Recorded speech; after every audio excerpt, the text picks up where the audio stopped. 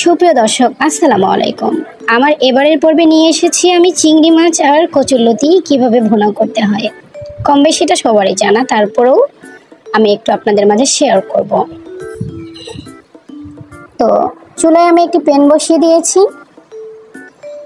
এখানে এখন আমি রান্নার যে রেগুলার তেলটা আছে সেটা দিয়ে নেব।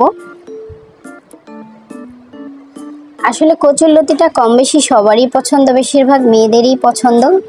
তো চিংড়ি মাছ দিয়ে রান্না করলে তো কথাই নেই। তো এখানে আমি রেগুলার তেল দিয়ে নিলাম রান্নার। এখন আমি এখানে পরিমাণ মতো পেঁয়াজ কুচি দিয়ে নিলাম।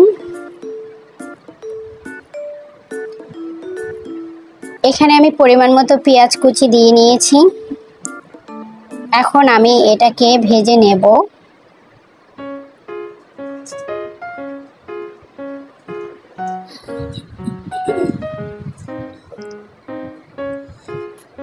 এই পর্যায়ে লাগছে সেটা হচ্ছে আমার এখানে আমি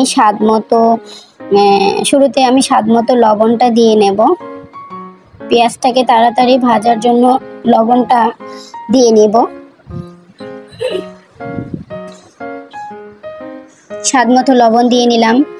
আর লাগছে আমার এখানে আদা বাটা রসুন বাটা 1 চামচ পরিমাণে, খুবই অল্প পরিমাণে দিয়েছি। আসলে চিংড়ি মাছে আদা বাটা রসুন বাটা দিতে হয় না, তারপরেও লতি দিয়ে যেহেতু রান্না করছি সেক্ষেত্রে তো দিতেই হবে। এটা যেহেতু চাষের লতি দিয়ে আমি রান্না করব, তাই এটা গলায় ধরবে না, তারপরেও দিয়ে নিয়েছি। এখন লাগছে আমার এখানে হলুদের গুঁড়ো আর লাগছে মরিচের গুঁড়ো। এগুলো হচ্ছে পরিমাণ মতো, যত পরিমাণে রান্না করব সেই অনুযায়ী দিয়ে নিতে হবে। আর লাগছে জিরা ধনিয়ার গুঁড়ো।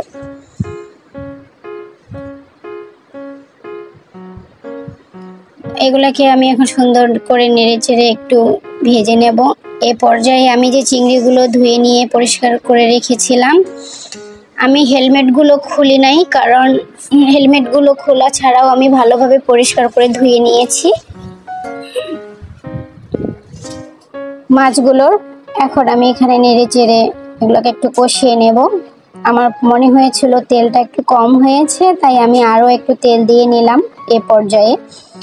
এখন এখানে এগুলোকে একটু কষিয়ে নেওয়ার পরে আমি যে লতিগুলো কেটে পরিষ্কার করে ধুয়ে নিয়েছি এগুলো এখানে দিয়ে নিলাম। এখন এগুলোকে সুন্দর করে একটার সাথে কষিয়ে নেব। আর যে এক্সট্রা পানিটা বের হবে সেটা দিয়ে আমি কষিয়ে নেব। পরে আমি এটাতে সামান্য পরিমাণে সিদ্ধের জন্য পানি দিয়ে নেব, কারণ এটা থেকেও কিছু পানি বের হবে। এখন আমি কোনো পানি দেব না, এটাকে এখন আমি ঢাকনা দিয়ে ঢেকে দেব। আবার একটু পরে আমার এটা ঢাকনাটা আমি তুলে আবার উপর নিচ করে নেড়েচেড়ে দেওয়ার পরে পানিটা যেটা বের হয়েছে সেটা নিয়েছে। এ পর্যায়ে আমি এখানে সামান্য পরিমাণে কিছু কাঁচামরিচ দিয়ে নিলাম ফ্লেভারের জন্যে।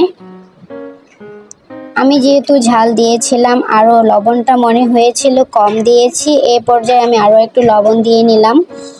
এখন এটাকে সুন্দরভাবে নাড়াচাড়া করে সামান্য পরিমাণে এখানে একটু সিদ্ধের জন্য আমি পানি দিয়ে দিয়েছি। এটাকে এখন আমি ঢেকে দেব। মাছগুলোকে উপরে তুলে দিয়ে লতিগুলোকে নিচে দিয়ে এটাকে আমি সুন্দরভাবে নাড়াচাড়া করে দিয়ে এখন আমি এটাকে ঢেকে দেব সিদ্ধ হওয়া পর্যন্ত। এর মধ্যে আমি ঢাকনা তুলে একটু করে নাড়াচাড়া করে দেব। বেশি নাড়াচাড়া করলে কিন্তু লতিগুলো ভেঙে যাবে, দেখতে ভালো লাগবে না, খেতেও ভালো লাগবে না, একেবারে দলা পেকিয়ে যাবে। এজন্য বেশি নাড়াচাড়া করা যাবে না, লো আছে এটাকে রেখে সিদ্ধ করে নিতে হবে। তো ভিডিওটা কেমন লাগলো, ভালো লাগলে আমাকে চ্যানেলটাকে আমার সাবস্ক্রাইব করবেন এবং আমার পাশে থাকবেন। ধন্যবাদ সবাইকে আমার ভিডিওটা দেখার জন্য।